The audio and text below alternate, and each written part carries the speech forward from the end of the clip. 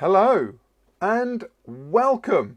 I hope you are all well. Welcome to the Cambridge Photography Week. My name is Dave Newton.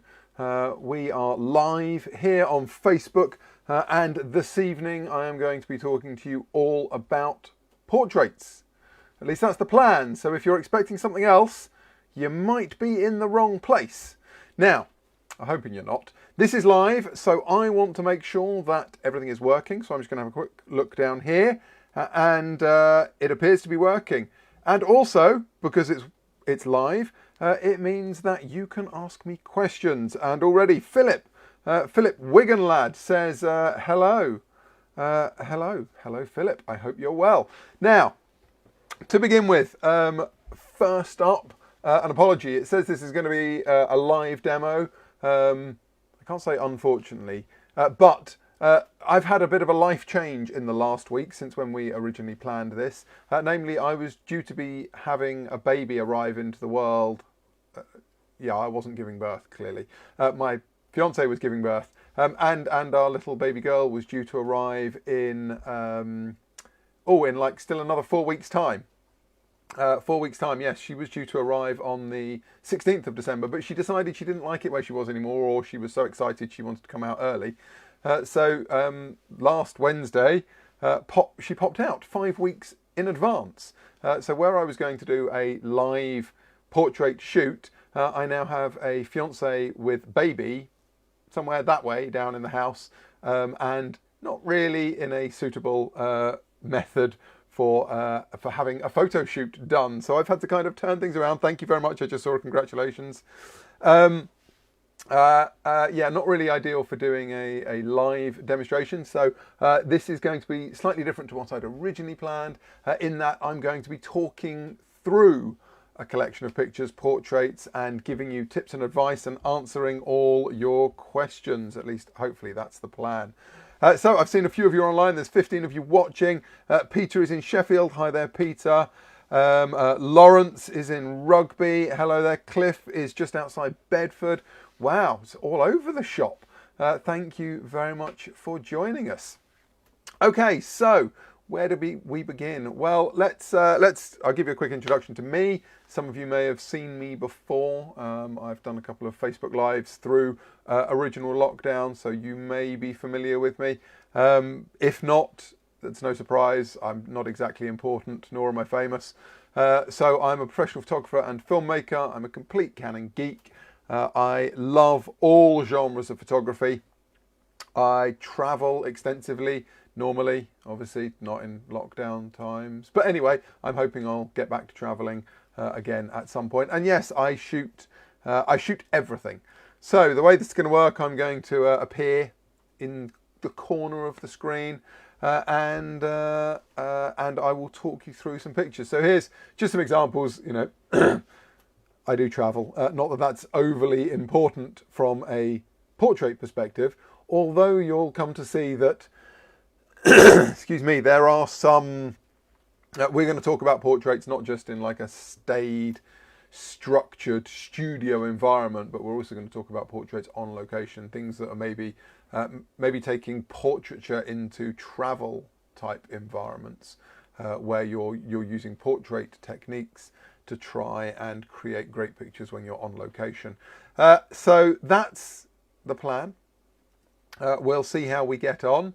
And we're going to begin with a really basic question, and it in truth has nothing to do with portraits, but it's everything to do with photography. And it's because what I want you to understand, what you need to understand as a photographer, what you need to really embrace is that photography is all about light. You've probably heard that the etymology of the word photography, it's Greek, it's photographos, it means painting or drawing with light. And if you're not doing that, then you're doing a disservice to your photography. And so it doesn't really matter what your subject is, you have to be paying attention to the light. So why is light important? Quite simply because without light, I'll turn myself off as well, you have this. You have absolutely nothing, okay? So the light is the fundamental, most important thing that we have at our disposal in any given situation for taking pictures. And that is so true, obviously, of portraits as well. That's enough black. I wanted to see how long you'd all keep watching a black screen, but look, I'm back. Are you still there? Yes, nobody left. Look at that. You watched a black screen for a while. That was interesting. Okay, so obviously with portraits, you've got people's features and faces that you need to pay attention to, and the light, the way the light hits them is going to dramatically impact how the picture turns out. So light, super, super important. Right. Case in point, here we've got so much mixed lighting going on, and I'm deliberately not starting with a structured portrait. This is very much a travel portrait style of image. It's in a it's in a night market in Taiwan, in Taipei actually, and you can see all of this interesting light going on, which in itself is creating a lot of texture and interest and intrigue to the picture, but also the way the light is hitting this guy. So light is important, and that, if you take nothing else away from this evening session, then please take away that light is important. And if you're not paying as much attention to it as you possibly could, then you need to pay more attention. As has just been said, don't be shy. If you've got questions, you fire away, you ask those questions, and I will do my best to answer them. Okay, so let's have a little game. We're going to play a little game of guess the light source, and I'm not going to wait for you all to answer, but I will give you a second or two to have a think about each picture, because what you should be doing when you're looking at any picture is trying to understand where the light is coming from, how the light is created. Is it ambient light? Is it artificial light? And just beginning to deconstruct pictures in that way will teach you so much more about your own photography, because it will make you think about pictures in a deeper way. You'll have a greater understanding of what's going on. And when you see pictures that you really, really like, you're probably not going to see any of those in the next hour, but you never know. By thinking about how they're taken, about where the light's coming from and what sort of light it is, you can then take those learnings and apply them to your own photography. So analysing pictures is super crucial at whatever stage of photography you're at. It's, you know, really important right at the start, but even now I look at pictures, I look at them and I try to think how they were taken, and then can I do that? Could I do that? Could I do that and modify it slightly to make it better? Because many pictures have been taken by many people over a very long time, and we're always trying to recreate the wheel, but we're trying to recreate the wheel with our own spin on it. And I've just realized that was a horrible collection of puns all wrapped into one. So we're trying to do our own thing, but so much has been done before that so much is going to be derivative. So learning from people is crucially important. And as I say, taking that first step of actually deconstructing pictures, particularly around portraits, is really, really important. So picture number one, guess the light source. And I'm just going to get rid of myself from the corner for a moment so that I'm not distracting you. And you can have a look at this and tell me or what you think the light source is. Now, some of these pictures will have flash in them. Some of them will not have flash. So some will be ambient light, some will be flash, some will be combined. And also, it's not just about what the light source is, but where it's coming from. So this is shot on a street in London. It was for a fashion shoot that I was doing for the handbag brand, actually. And the light source here, you might be surprised to realise or to discover, is actually a combination of both flash and ambient. So obviously all of the background is lit with ambient light. There's no way I could light the whole of that London street. But I can use settings to give me appropriate light on that street, and then use flash to fill in my subject. And I've just noticed Paul. Good evening, Paul. I'm hoping the questions aren't going to be too hard either. And yes, for anyone that can't watch the whole thing or couldn't make it, I'm sure it'll be available on catch up. Alex says supplementary flash. There we go. It is supplementary flash. So there is some fill-in flash. So there is a light source just, in fact, about where the model is looking. A large softbox firing at her, but obviously it's a large source, so it's very soft. And it's also in balance with the ambient light. So you've got a combination of flash and ambient. How about this one? How about this one? Is this, what light source do we think this might be? And this is a slightly tricky one, slightly tricky. And what I want you to really look at is the shadows, the catch lights in the eye. Are those shadows hard or soft? Where are they coming from? How high is that light source or not? And then make a decision. So another couple of seconds just to see. Cliff says ambient. Cliff, well, that's two of you, 2 for 2. I need to make this harder. It is ambient only light. There's no flash in this, and I was trying to throw you with that hard directional shadow, that hard edge line, but that's purely sunlight. It's a low setting sun coming through a gap in the trees, shot in Vietnam, this was actually. But the way the light is catching the boy's face, it has that hard light feel to it, and that usually means it's ambient light, usually ambient, usually sunlight. Not always though, because we can obviously make hard light with flash as well. Okay, so ambient, right. How about this one? Sure, to get myself out of the corner for each of these so that you get a slightly better view. How about this picture? Is this going to be flash or ambient or a combination of both? And where is the light coming from? There we go, that's enough of you looking at that. Okay, so anyone want to hazard a guess? Who's frantically typing? Anybody? Okay, obviously it's a combination. So there is both ambient light and flashlight in here. The background, again, like the first picture, is all lit with ambient light. The subject is predominantly lit with flashlight, but there's some ambient light on her as well. So this is a very large diffusion frame with flash fired through it. And the goal was to put the subject into shadow. And by putting the subject into shadow, I then could control the light that was falling on her. Because if I just go with the ambient light that's there and I want to soften it off, I have to put a diffuser in the way. And by putting a diffuser in the way, she then gets darker. That means that the background will relatively get brighter, so I'd end up with a very high key, bright background result. So then supplementing the light on the subject by putting flash through the diffuser as well means I can bring the levels up in that area, so in the subject area, so that they more closely match what's going on out in the background. Okay, so combination, ambient and flash. This one's a little more tricky. This is not taken in France, surprisingly enough. This is actually taken in Buckinghamshire a couple of years ago. And here it's, again, another combination, ambient and flash, but the flash is very gentle. So there's very little flash in this. It's just enough to make sure that the subject is nice and crisp without adding too much light, because I couldn't diffuse the whole area.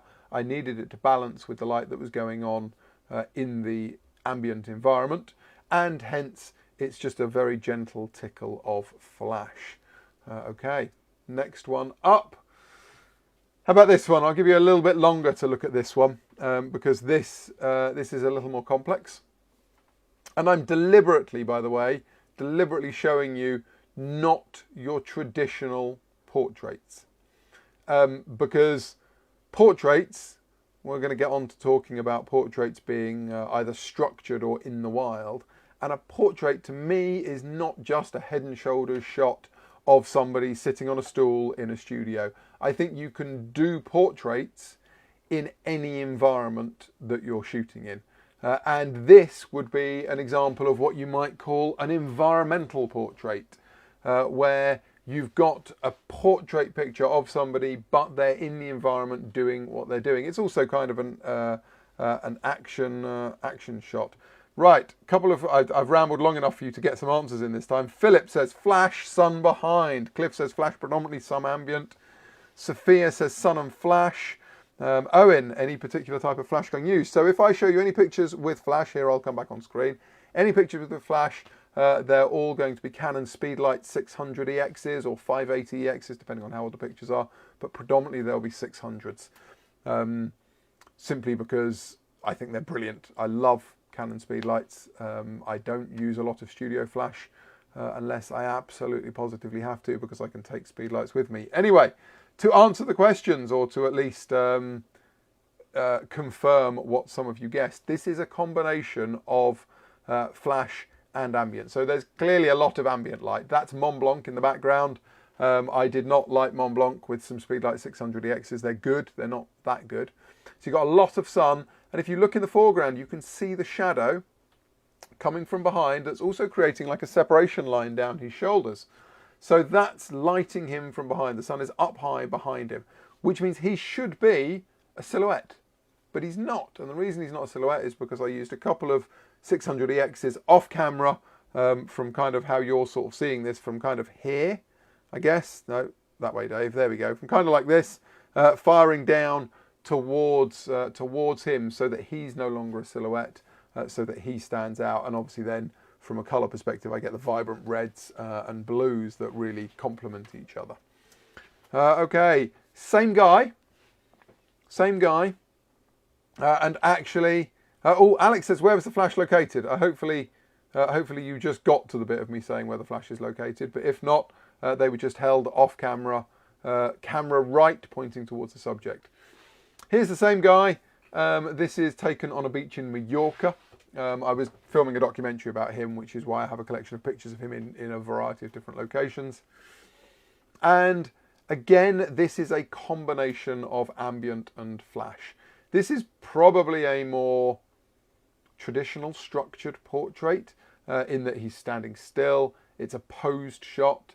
I've used light to make it more dramatic. I've used high-speed sync so I could turn the ambient light down. I've replaced effectively the sun with some more light from Speedlight 600s. And there's a light behind him. Again, that cut line down the shoulder that's so important in making him stand out off the background. And in so doing, I've created a dramatic picture that looks like it was shot in a studio, when in actual fact he is genuinely standing on a beach in Mallorca. But it has that feel of that almost like a green screen cutout picture. And that's entirely down to the lighting. Okay, so lighting is the point I'm trying to get across, so crucially important, and thinking about your lighting will dramatically improve your pictures. And that actually doesn't just go for portraits, but it goes for everything. Okay, how about this one?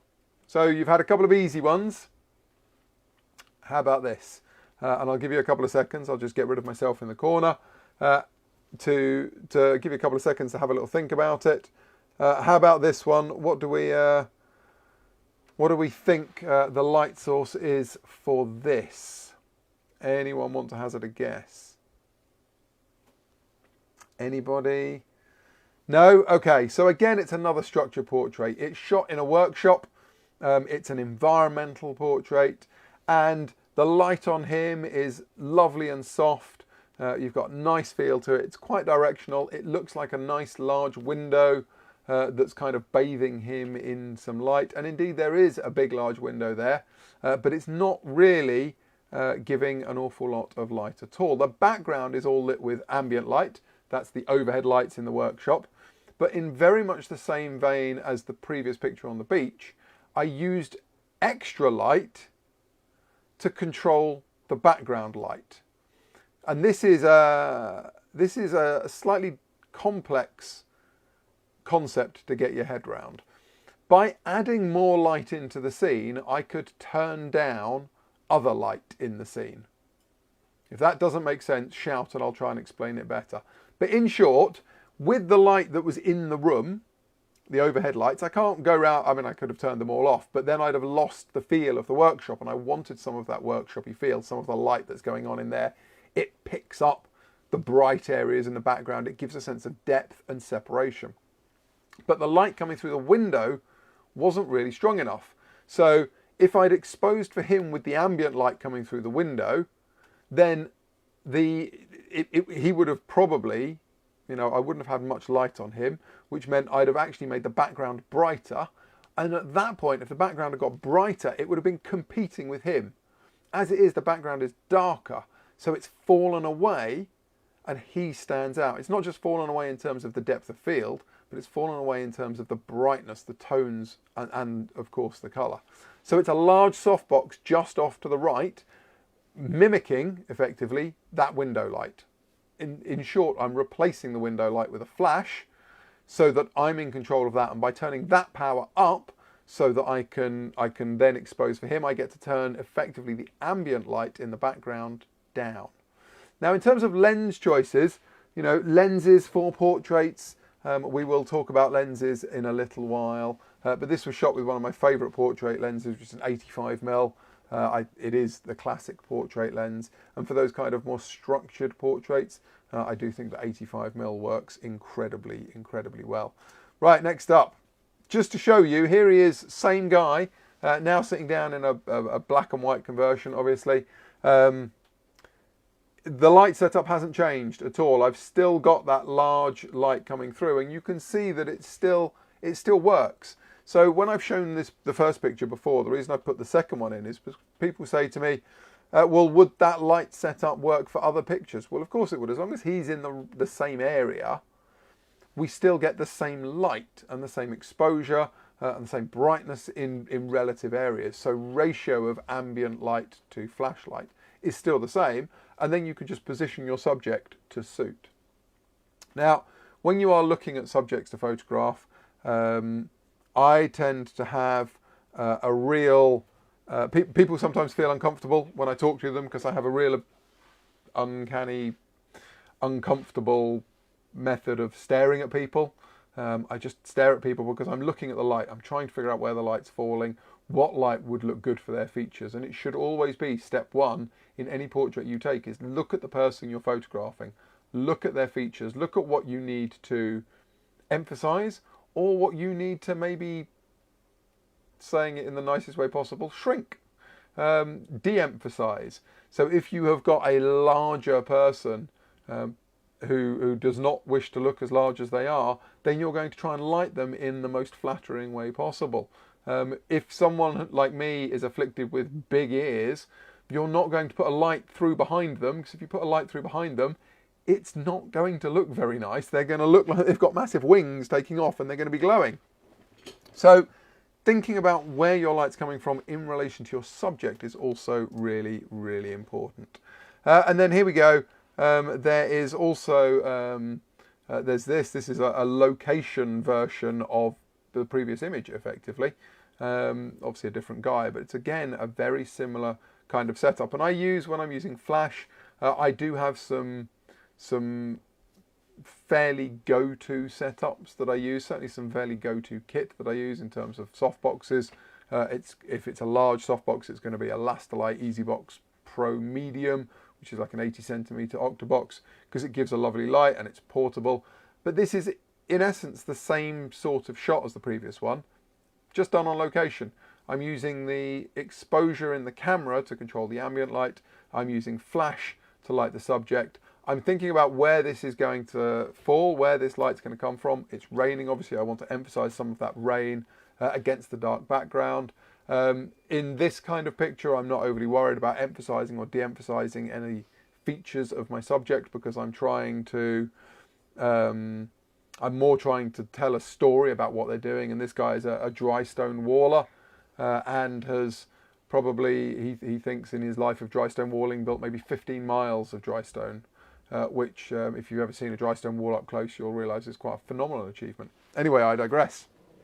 So, lighting on location. Right, that's it. Now, let's get on to talking about lenses. Because lenses are, lenses are super important, right? Your lens choice will dramatically affect what the picture looks like. And there is a reason people tend to gravitate towards certain types of lenses or certain focal lengths of lenses.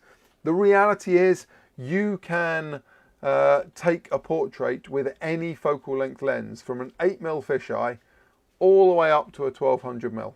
Okay, any lens can be made to take a portrait. and you can get great results with all of them.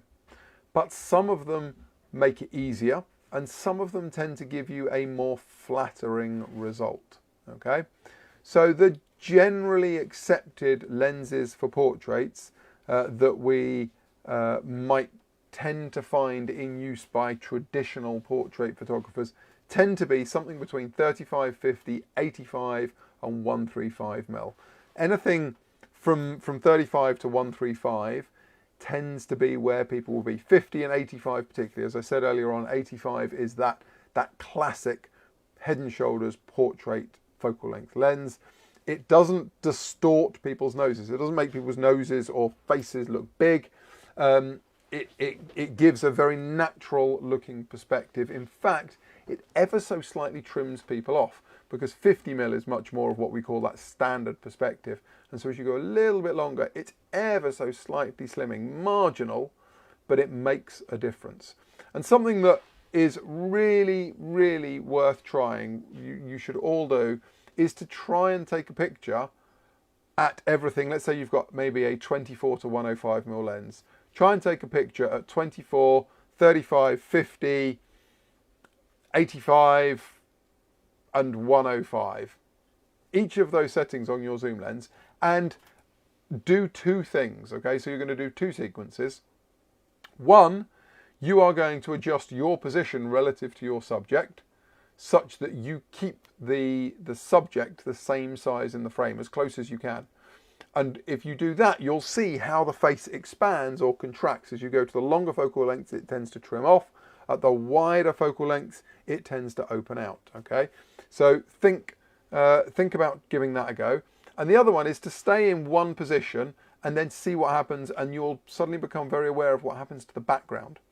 So much more background, so much less background. Okay, so focal length is not, for portraits, it's not important just for what it does to the face, but it's important for what it does to the picture as a whole, to the background. So to give you an example, here is a fun little portrait shot up in the Lake District last year. This guy perched on the back wheel of his mountain bike, and this is shot this is shot at, if I remember rightly, about 45 mm focal length. And have a look at the background, have a look at how much of the background is in, and have a look at his face. And then I moved back and zoomed in a little bit and went more to 75 mm, and you end up with this. So you see, he looks ever so slightly trimmer. I mean, there's more meat on a butcher's pencil, if we're perfectly honest. He's a very slender guy, but this has just changed the look of his face a little bit. He's ever so slightly trimmer. And I've lost a lot of that background. I've narrowed in to maybe what you might say is the more interesting part of the background. And that difference was something like, it's like 45 to 75 mm. It's not a massive change in focal length, but if I skip back between them, it's a dramatic change in terms of the look of the picture. Okay, so small changes can have massive effects on how the picture turns out. Okay, next up. Now, structured or wild. I promised we'd talk about the difference between structured portraits and wild portraits. And the reality is there shouldn't be a lot of difference. You can approach your wild portraits in exactly the same way as you approach your more structured portraits. And we're going to begin with something structured in a studio or in at least a semi-controlled light environment, a studio kind of environment. So this is an 85 mm lens, and from this picture it's kind of hard to tell what's going on in terms of whether it's trimming her off or not, but it is an 85 mm lens, and I'm using depth of field to create some kind of wash. So this pink wash was not put in Photoshop afterwards. This is how the picture came out of the camera, and it was done by taking some of that headscarf that she's wearing, holding it out in front of the lens here and shooting through it, so it's all out of focus, and it just creates that kind of soft pink mist that, combined with her pink lipstick and obviously the headscarf over her head and her hair, creates a lovely soft feel to it. Now, it's a structured portrait, as I say, in the sense that it's shot in a studio. There's a couple of light sources, so you can see the catch light in the eye, you can see that octobox. when you're positioning lights, remember right at the start I said that you're going to be doing painting with light, or painting or drawing with light. Don't just flood an area with light. If you're flooding an area with light, then essentially you are you're basically taking a roller brush, like a big roller. You're not actually painting or sculpting with the light. You're just slapping it on anywhere. So think about your lighting position. In this case, it's low enough that you're still getting the catch light in the eyes, and if we brought it up higher and fired it down a bit more, you'd end up getting like shadows under the eyes, under the nose and under the chin that we maybe wouldn't necessarily want. So keeping it low enough to keep that catch light is really important. I see so many people who get their softboxes out and they just stick them up, and they stand them up way up here, like 3 feet over the subject's head, 4 feet over the subject's head, and then fire them down and wonder why they've got this light, or shadows, should I say, under the eyes, nose and chin.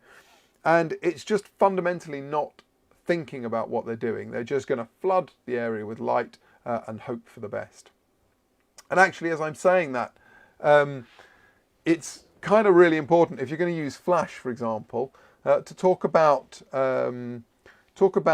flash and bounce flash, because if you don't have softboxes and you've got a flash on camera, then you need to think about where you're going to position that light. If it's on camera, you're very limited. And what people traditionally do is they take their flash gun and they point it up and they bounce it off the ceiling. And I've never understood why. I mean, I know there are reasons for doing it, but in an ideal world, we would never bounce light off the ceiling, quite simply because when we go outside, the light comes from the sun and it's up high, it's way up here, and it fires down and it creates light that we don't like, shadows under the eyes, the nose and the chin. So I've never understood why people then go inside and effectively recreate that light, where you get admittedly softer, but shadows under the eyes, the nose and the chin, and a brighter top of the head than a chest. It seems entirely illogical to me. Okay, it's been one of those conundrums that I've puzzled with for years. If you are going to bounce light, you pick a side wall, ideally a bright side wall, a white or light coloured side wall, and that's where you bounce your light from. Get your subject to turn into that wall so they're facing where the light's going to be coming from, and you will find that you get a much better looking picture. Okay, another structured light setup. Now this is, there's 3 light sources in this. It's kind of your classic portrait type setup. There's also a reflector as well. So in actual fact, this is continuous light, not flash. There's some light through an umbrella coming from where the subject is looking. There is a reflector low down underneath her chin, just pushing some light back up into the area under the chin. There is a light behind that is giving that hair light and that lovely separation light off her left shoulder. It is her left, yeah, there we go. And then there's finally a light fired at the background, which gives that nice gradient light on a blue background. So in terms of our structure portraits, she's not looking at the camera. She's kind of turned slightly off. We've got very lovely soft light all the way across the face. Now, there are so many ways of setting up your lights in terms of where you're going to position them and where your subject's going to be looking. This is very much the large, soft, flat kind of beauty lighting that doesn't really bring out features too much. She's got quite good cheekbones. She's got a great nose. I didn't want to make any of them really jump out. It's supposed to be a nice soft picture rather than something more dramatic. And the lighting, therefore, has to reflect that. Okay. Now, we've got 2 pictures that I'm going to show you side by side to show you something more dramatic. Now, these are, again, shot with, I'm going to say, these are 50mm, if I remember rightly. So these are both shot on a 50mm 1.2. And the light here is entirely different. This is very much that sculpting with light. Remember I said that we can use light to bring out somebody's features. Well, this guy has got a really great profile, really strong nose, really great forehead, and a strong defined chin. And bringing those out with light makes for a more interesting picture. So here the light is behind him. It's effectively backlit and coming across the side of the face. And what I'm going to try and do, I unfortunately am not blessed with quite that kind of chin. I'm going to turn this main light off that's in front of me. I'm going to go dark for a second, and what we're going to see, here where I am, I've got a light source here, okay? And something I urge you all to do is to get a light source, any kind of light source, that you can control. Here we go. Whoa, Dave, that's maybe a trifle too bright. Let's turn this up a little bit. Okay. And that'll be why. Good job. Right, so that's okay. Right, what I want you to do is I want you to get a light source, and it could be a torch if you want. There we go. And when you are get somebody, your other half, to sit down, and I want you to take this light source and do this with it. And I'm going to try not to move my head. Okay. And you can come down, and since we had Halloween recently, we can go round to the bottom. Don't really do that. But you see what happens as I move this light around. You see how the look of my face changes. And if I now turn slightly side on, and I now kind of bring this round here. There we go. You see how we're now bringing out my several chins. Yeah, there we go. We'll hide those. And my nose nowhere near as strong as the model's face that I was showing you before. But you see how that light, if I bring this round this way, so I'm now looking effectively 45 degrees off to the camera. So you're here, I'm looking straight ahead here. But you see, if I bring this light like this, can you see what happens to my face and how it looks better or worse? I mean, it's always bad, right? You don't have to say that. You don't have to answer that, people. I'm fragile right now. I've got a new baby. But you can see how the light is changing and how it alters the look on my face. The shape of my face, effectively. And you'll probably think that some are more flattering than others. And so from that perspective, if you can go around doing that, I'm just going to try and turn this light back on again. There we go. Look at that. So we can all see me once more. If you can sit down and do that, you will get a head start on where you should be positioning lights the next time you go out shooting portraits. Where looks best. You'll know how it affects the look of light on somebody's face. In fact, now I've got quite soft light here, but if I turn myself probably to about here, there we go. Now you'll see on this side of my face, I have a triangle. So this is what we would call Rembrandt lighting. It's not quite Rembrandt, probably about there, somewhere about there. It's not quite Rembrandt lighting. It's not quite perfect. It's maybe actually a little bit too soft, but it's giving us this triangle of light on the unlit side of the face. And since I've mentioned unlit side of the face versus lit side of the face, with the light coming in this side and you effectively, as you are now, you are effectively shooting the lit side of my face right here. You're doing what's called broad lighting, okay? This is what we would say is broad lighting. Shooting the lit side makes my face look bigger. Ladies tend not to like this. They would much rather that you took this light source and in fact, you should have probably seen it. It should have been apparent. But if I was to take this light source back again, let's bring this back. And if I now bring the light maybe round here, there we go. So now you're seeing the unlit side of my face here rather than the lit side of my face. If I can just get a little bit of light over, what you'll see now is it's actually managed to slim my face down. It's managed to take several pounds off, which is a shame. I just can't do that to other parts of my body right now. But you can use light to minimize the look of somebody's face, or the amount of I don't know, dominance that their face carries, or certain features of their face carry. Okay, let's get back to some more pictures. It's plenty enough looking at me. Now, this looks like it was taken maybe in a studio against a nice white background.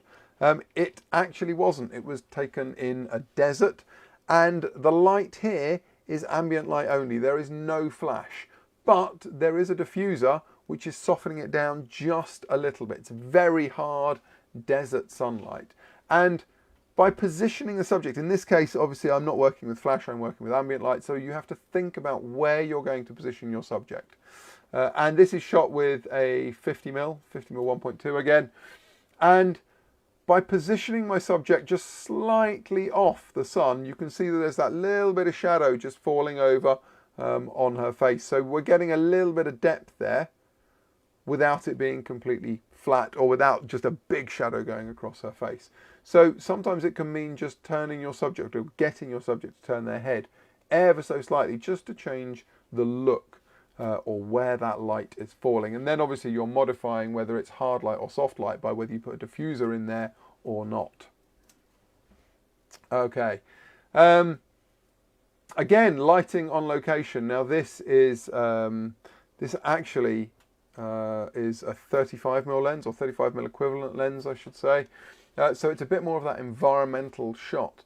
Light high, above, not too high, just slightly. I'm almost shooting directly under the light source. So it's firing down slightly to really bring out these cheekbones. This is actually, it's 35mm equivalent. It's actually an EFM 22mm lens. This was shot on a Canon EOS M5 mirrorless camera. And shooting nice and wide open, the background gets to fade out. And again, by using some supplementary light, we get to choose the ratio between the light on the subject and the light in the background. And as I said, by positioning it slightly up and coming down, it brings out that cheekbone, particularly on this side, the lit side, as you can see. Now, fortunately, she's got a very slender face, so the fact that I've broad lit this doesn't make too much difference. It's not dramatically affecting the look of her face, although she'd have probably hit me if it had. Right, where are we? Okay, another portrait, and since we're kind of talking lenses right now, this is one of my favourite versatile portrait lenses. It's a 70-200. The 70-200 focal length zoom is so convenient for portraits. Yes, I love my primes. I love 35, 50, 85, 135. Even the 100mm macro makes an exceptionally good portrait lens. Arguably too good because it's really razor sharp. But in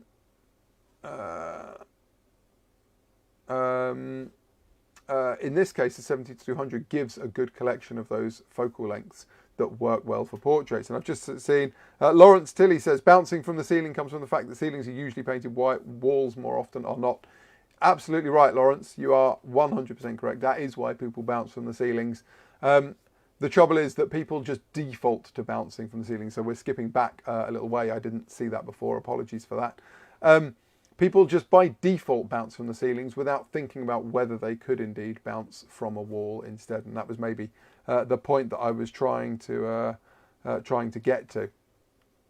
And I've just noticed, having shown a picture with shot with an M5, there is the photo competition. The first prize is actually the M6 Mark II, which, if you want to know more about that, tune in tomorrow morning at 10 AM when I'm going to give you a rundown of the Canon mirrorless range. But there's a competition.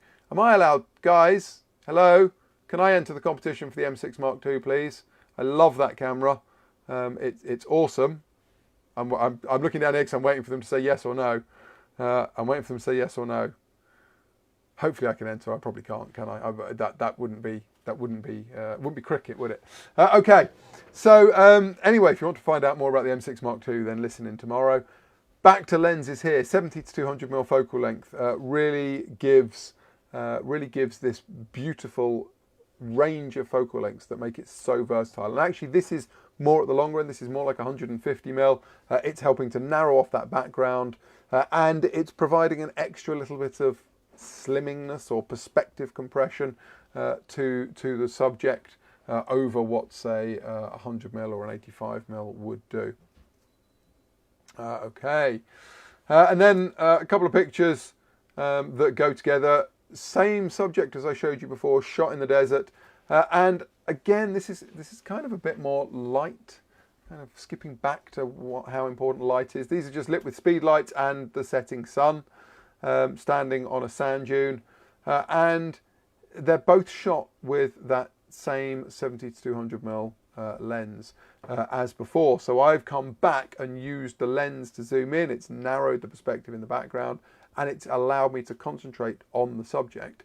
But it's that range of focal lengths that a 70 to 200 gives you, or maybe an 18, like an 18-135, kind of stops a little bit short. A 55-250, for example, would be another really good choice for portraits. I just saw a question come in. You might have to mark me down. That's just not fair. Okay. So Philip says, would you be better using a flash bounce portable diffuser on the flash gun than trying to bounce it off a wall or ceiling? So portable diffusers are very, very good. There are some really good ones out there. I'm a big fan. I'm just looking to see. Oh, look at this. I actually happen to have one. Excuse me. Right here. So this is a Lastalite EasyVox Speedlight 2. This is really nice, portable. The difference is that the reason we bounce light is to change light direction, but also to change the quality of it, to make it softer. And we make it softer by making it relatively larger than our subject. So those portable diffusers are great. They make a light source larger than just the flash on its own, but they're nowhere near as big as bouncing off a wall. 100% any kind of portable diffuser is better than bouncing off a ceiling, in my opinion. Bear in mind, photography is subjective. Okay, so you will have to make your own decisions about this. But in my opinion, bouncing off a ceiling is just a no-no unless it's your absolute last resort. So any kind of portable diffuser is going to be better than that. Failing that, actually bouncing off a wall is probably better than bouncing off or than firing through a small diffuser. And then above that, we obviously then get into our softboxes and larger diffusers. Okay, another pair of portraits. These are shot more at the wider end. So these are both shot on 35mm and again shot on location. So trying to show you that portraits don't have to be those kind of set up in the studio, everything in complete control, but you can mix light sources. You can create beautiful portraits on location, and they can be structured or they can be more wild. Okay, again, these were shot on a street in London. These actually kind of came up, your question, Philip, came up at a great time because these were lit with that Lastalite softbox that I just showed you. You can see that it's quite directional and quite hard at the same time as being soft, i.e. it's got some shape to it. It allows you to create shadows. They're just not really heavy shadows. And that's why we have lots of different light sources or light modifiers, because sometimes you want really soft shadows, sometimes you want harder shadows, sometimes you want no shadows at all. And so your light sources will do that for you, your different light modifiers. And what you want to remember then is that it's not just the absolute size of the light source, but it's the relative size of the light source based on how near or far it is to your subject. So if you take a large light source, a big softbox, for example, and you position it 5 meters away from your subject, it has effectively become a pretty small light source. Equally, if you take a fairly small light source like this, and you position it in quite close to your subject, it gets relatively softer. And that is obviously a continually sliding scale based on the distance that you position your light source. So small portable light sources, light modifiers, work really well in this case to give that kind of dramatic, structured, contrasty result, but while still keeping those shadows not super deep and not super hard-edged. Okay. A couple on location, like actual location, real location. These are generally slightly larger light sources. In terms of lenses, your lens choice is going to be not just about how you want your subject to look in terms of their features in their face, but also what you're trying to say about them. So your lens choice will help you tell the story of your subject. And while a lovely headshot portrait is all well and good, telling stories is what we do. So choosing lenses to help you tell that story really does change the look of your pictures. You will move from just those very staid, beautiful, no doubt, headshots into something with a bit more depth. Cliff says, are these shepherd shots an example of high-speed sync shooting? Yes, they are, both of them. High-speed sync, for those of you that don't know, I'm using flash, so both of the subjects are lit with flash, but I need a fairly fast shutter speed. In truth, the one on the left, not quite so much. It was quite late in the day. So the actual shepherd, it was quite late in the day. The light level was falling very fast. It was raining. So I didn't need to go too high on my shutter speed. But predominantly, yes, I've gone with a faster shutter speed, which is controlling the ambient light, controlling the look of the ambient light. And then I've used flash to light my subject, to give them the amount of light that they need. And I said if you took one thing away from this this session, it should be that light is really important. That is a good thing to take away. Another thing that I would really love you to take away is that the ratio of light is also important. So you should be thinking about light ratios, whether that's just ambient light and you're modifying it with a diffuser or reflector, or whether it's a combination of flash and ambient light, or even if it's all flash with maybe multiple flash light sources. You're going to think about the ratio of the light that you're trying to create. How much light do you want in the background to tell the story? How much light needs to go onto your subject to make them stand out and be quote unquote correctly exposed? Take the picture on the right. That's quite a bright shaft of sun running across the Langdale Hills in the background. This is shot up by Blaytarn in the Lake District. And we've got quite a lot of sun in the background across the Langdale Hills. We've got that bright sky behind him, but none of it's overexposed because I've chosen a shutter speed and aperture and ISO to bring that to the right brightness value. And then I've simply filled my subject with the appropriate amount of light to create the ratio that I'm looking for.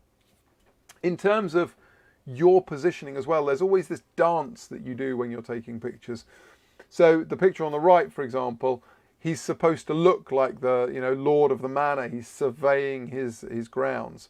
So I've shot from a slightly lower angle. I've made him more dominant in the frame, and this is another crucial part of portrait photography. If you shoot slightly above your subject, you're going to make them look slightly inferior.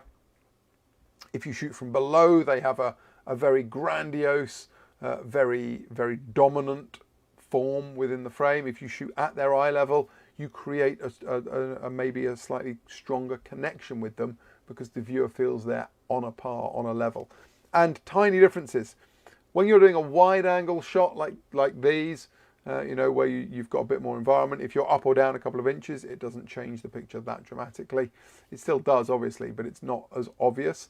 If you are more into the 85, 135, somewhere up to 200mm focal length, and you're kind of going for a frame-filling headshot portrait, then little changes, a couple of inches either way, can...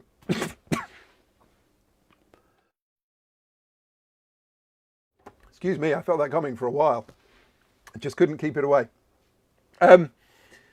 If you're filling the frame, then a couple of inches above or below can make a dramatic difference to the look of the picture. So think a lot about how tall you are relative to how tall your subject is, and crouch down or stand up or get to their level to try and create the feel in the picture that you want. Okay. Actually, we are. We're running out of time. Right.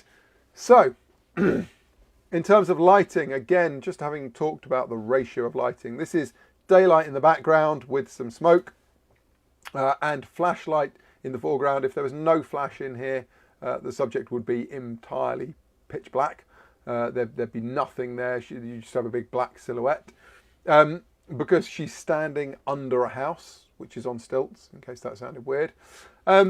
And I wanted to balance with what was going on in the background. How much light in the background I've got this lovely light coming through the trees. The smoke gives that kind of woodland feel. But if you didn't light her, you'd just have woodland feel and a silhouette, and it wouldn't work. So thinking back to the lighting that I was talking about, it really does help tell that story. Yes, Cliff, another high-speed sync, shot. You'll possibly have got the feeling that I'm a big fan of high-speed sync.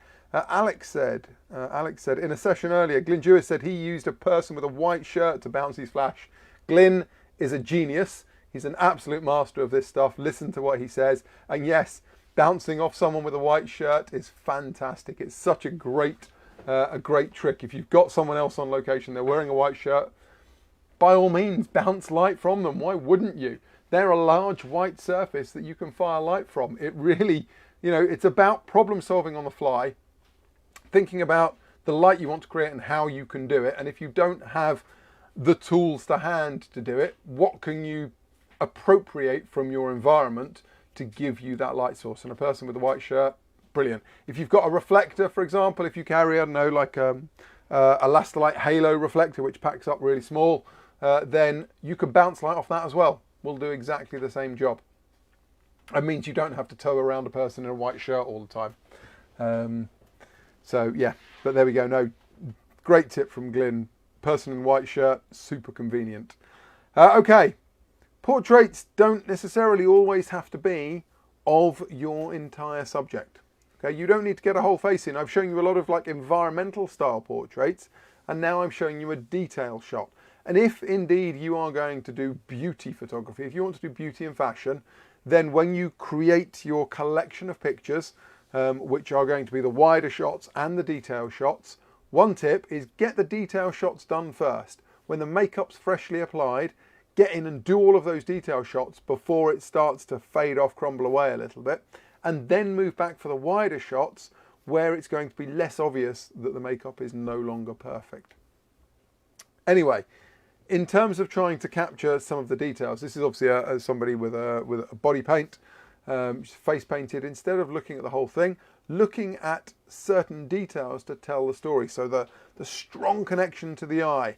For focusing, we clearly always try and focus on the eye, because that's where the connection with the viewer comes from. So really sharp, clear detail on the eye gives you that connection. But equally, it might be that you concentrate on, in this case, the lips. And these two pictures, clearly the same subject, clearly taken within a couple of minutes of each other, have entirely different feels to them. So this picture, if we go back to the previous one, this picture with the eye is very powerful and questioning, because you've got that very strong eye contact. Whereas here, we've got no eye contact at all, and this is very much softer. It's a very much more sensual picture, because you're concentrating on the lips and the face and just a small part of what's going on, and the light's falling off. It's giving you a very defined area to look at, and has entirely changed the look of the picture. So don't be afraid to get in close, maybe with a macro lens, this case both shot with 100mm macro. Get in close and really pick up some of the details of a face as well, because it will give you an entirely different look. Okay, we've actually come back to we've come back to a kind of an environmental portrait shot on the streets of China. All ambient light this is, and what's interesting about this is how he is lit, and Glyn talking about bouncing flash off someone in a white shirt. Here, this guy is lit by the light, the sunlight bouncing off of the bright ground. So these are very light coloured stones on the ground, and obviously the sun's coming from above. You can see in his epaulettes that they are lit, but his front is kind of unlit. The light's coming from above, middle of the day, sun high in the sky, but because he's on this white cobbled or bricked surface, there's a lot of light bouncing back up. It's effectively like a gigantic reflector, which means that the light on his face, he's got light under his eyes, nose and chin, and there's light under the brim of his hat, because there's a bundle of light just being naturally pushed back in. And it's about also, oh, come back, sorry. It's also about looking for that light in the environment, finding nice pockets of light, pools of light that are going to work for pictures to give you the nice portrait look that you're going for. Right, then there's this one that you just got a glimpse of, errant elbow there, sorry about that. So this is shot on location. The location in this case is the middle of the Atlantic Ocean. And again, it's about looking for that lovely, nice ambient light. I've shown you a lot of pictures with flash, and it's why I'm trying to finish off with a couple of pictures shot in purely ambient light to show you that you don't necessarily need to go to flash. You can create beautiful pictures with ambient light only as well, just looking at where they are. So in this case, this guy is he's under the tonneau cover or the bimini cover on the yacht. He's therefore in shade, so he's got soft light. It's a very bright day. There's obviously light bouncing up off the sea as well. But we've got soft light on his face. And if you remember back to having talked about the ratios earlier on, by exposing for the light on him where he's in shade, the background's therefore got much brighter. So you've got that kind of high key background. The only way to compensate for that would be to expose for the background and then replace the foreground light with flash. But it would have probably a slightly less natural feel to it. And in this case also, we were sailing at a reasonable rate of knots. It would have been very hard to have got a big softbox up and supplemented the light. So it's about going with the light that you've got and learning how to work with it to create the pictures that you want. Right. Oh, there's another one. There's another picture. I'd forgotten that this was in there. It's the same story. We've got this ambient light. We've got a very classic cheeky portrait of this young boy in a school in Kenya, and he's standing in a pool of light by a window. So by positioning myself next to the window, I know that people are going to appear there. They, particularly in this case, naturally curious, want to know why there's a big white guy with a camera standing outside, so they come and have a look. And if you are looking for somewhere at home to create beautiful family portraits, and I'm going to bring it all the way back to family portraits because that's potentially what you may have been expecting at some point. If we bring it all the way back to family portraits, if you're looking for lovely light at home and you don't want to supplement with flash, go to your front door. Not when the sun is shining directly on your front door, but position your subject in your front door and let the background, the background's going to be dark because they will be lit by the ambient light that's outside. Even if it's not a particularly bright day, they will have ambient light falling on them. And then the background will have whatever light is going on in your house. Now that might be some overhead lights. They might get a little bit of feeling of tungsten light going on or fluorescent light. So you might get a nice color balance shift. Or it may just fall off to darkness, but you'll get that lovely, in that case, kind of standout picture where they look like they're standing out against a slightly darker background, but still with a feeling of something going on. So your front door at home is almost certainly going to be a great place for you to get some lovely portraits. Okay, and with that, we have slightly overrun by 3 minutes. So I am going to say thank you very much for staying with me. Again, as I said, apologies for the fact that I couldn't do a live shoot today. I had wanted to do a live shoot, but obviously the arrival of my baby daughter ahead of schedule. She's spontaneous like her parents, clearly. The arrival ahead of schedule somewhat put pay to the ability to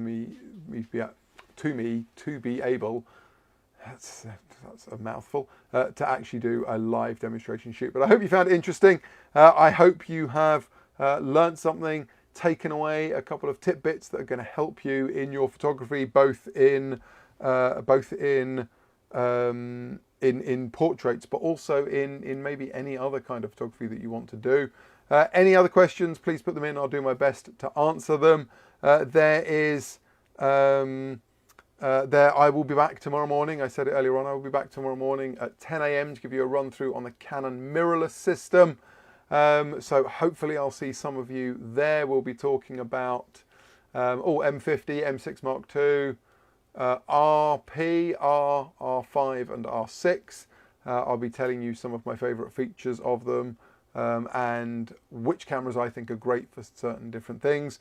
Remember that there is indeed a competition with the Cambridge Photo Week. There's a competition running where you can win an M6 Mark II. I'll be very jealous if whoever wins it. For those of you that don't follow me on social media, this is where you can find me should you wish to. You will locate me at any of those spots. Please do ask questions. Enjoy the rest of your Cambridge Photo Week. I look forward to seeing some of you tomorrow. Thank you again for joining me. Please stay safe and well. Keep shooting. Keep analysing pictures that you like, figuring out how they're shot, where the light's coming from, and think more about the light and the light ratios in your pictures going forwards. In the meantime, that's it from me tonight. Thank you once more. I shall see you tomorrow morning, hopefully. Bye-bye for now.